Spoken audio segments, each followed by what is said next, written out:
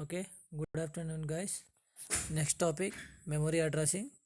Memory addressing consists of the address of the locations. So these locations has the two components, address and contents. Okay, first one address and contents. So this address and contains data transfer between CPU and memory involves the address bus and data bus.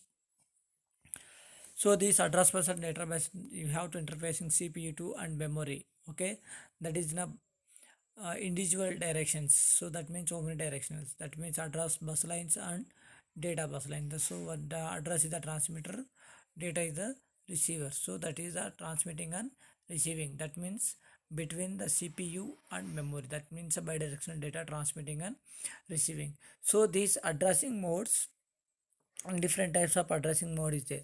So operands needed in the instructions are specified by the one of the six addressing modes.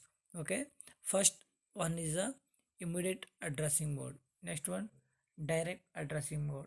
Third one, extended mode, indexed mode, inherent mode, relative mode. Okay, that is the addressing modes. So first, these addressing modes we have to using some 68HC11 addressing modes. So these addressing modes, see that uh, tabular form, binary value, base value and prefix value. Okay, that is the base value is the binary value, that is the percentage, octal is the rate, decimal is nothing, extended hexadecimal is dollars. Okay, some assembler uses, so that is the some addressing modes. So these addressing modes, see that first one, immediate addressing mode. Immediate addressing mode, the actual operate it's contained byte or bytes immediately following in the instructions of code.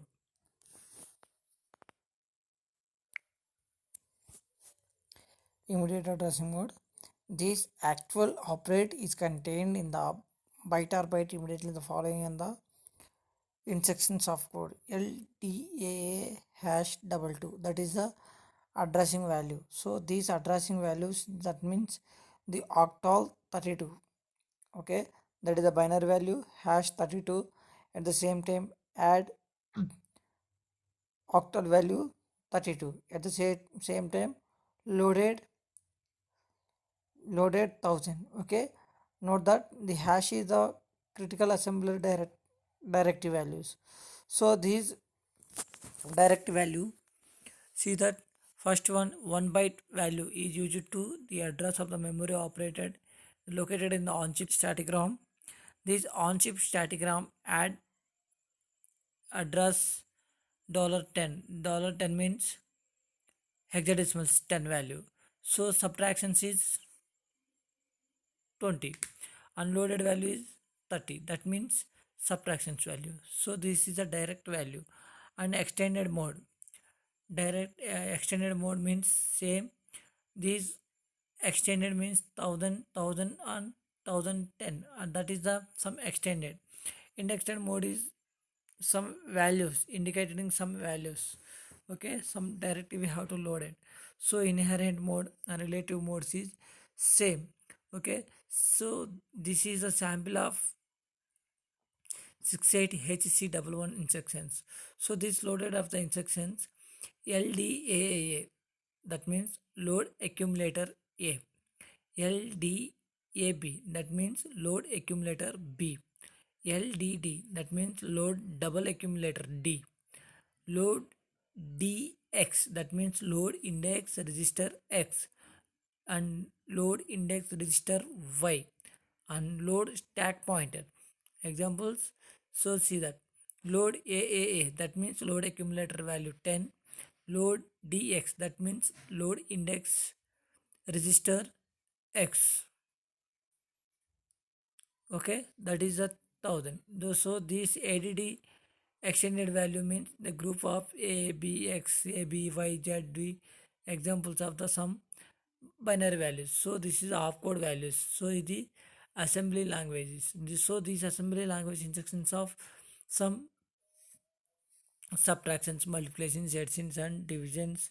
So the this is a each and everything we can following the some instructions set and direct mode and indirect addressing modes. So that is the some instruction sets. So next one, store instruction. Store instruction means at the same time static stab, so then we can store the some values. Okay, example sta20 sta10 comma x, that means x we can store the 10 value. So this is a std double quotations 10, std double quotation 1000, that is some storage of 0 comma x, that is the storage value. So at the same time these are microprocessors of assembly language programming. So these programmings we have to indicate mainly binary and hexa value. So these binary and hexa values you can loaded some addressing of the memory. Okay, so these instruction cycles, so it perform the sequence of read cycle, fetch the instructions of code byte and address the informations, optionally perform the read cycles required to the fetch the memory operand. It perform the operation specified by the opcode. They optionally write back the result to the registers or a memory locations. Consider the following the three instructions: load AA 2000, ADA 3000, STA 2000.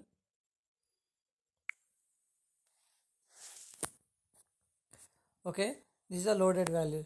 So these two loaded value two steps is a first step, place the value in the PC on the addressing bus with the request to read the contents of the locations.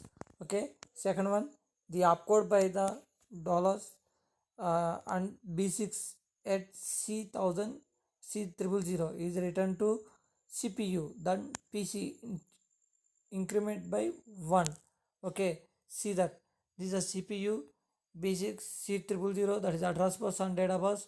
This address bus memory contains of the some address buses C00, C001, 00234 up to 8. After C001, that is a PC, C00 after and before PC and after PC.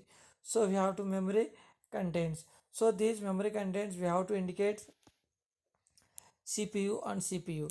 So these two CPUs C001 and 002. This is the first memory, this is the second memory. So same address bus, some we can add it to multiple pieces. Okay, so these multiple pieces we have to interpret into single instructions read cycle. So that is the address byte read cycle. These executions read cycles. So these read cycles data bus and address bus and memory contains at the same time CPU.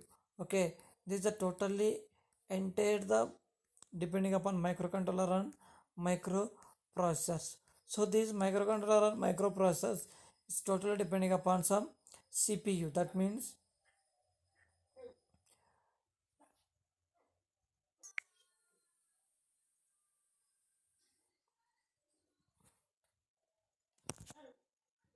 okay, this memory we have to store the some we have to indicate some read and write, that is the CPU interfacing to CPU.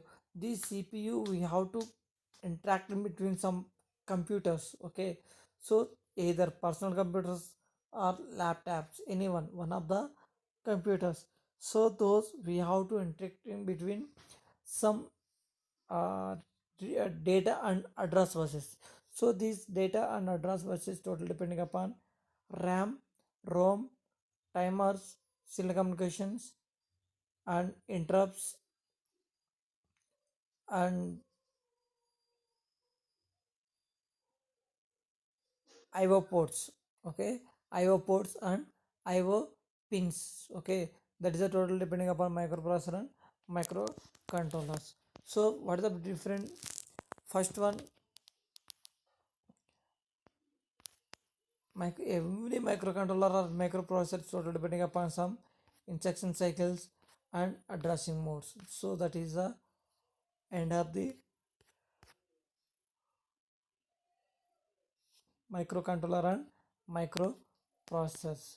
So this is the main thing.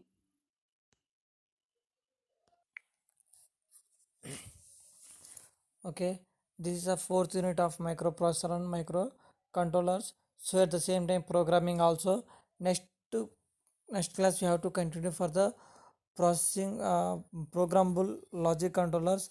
These programmable logic controllers is totally depending upon some logic gates. Okay, so in computers applications and last top next topic we have to PLC, programmable logic controllers. Okay, PLC.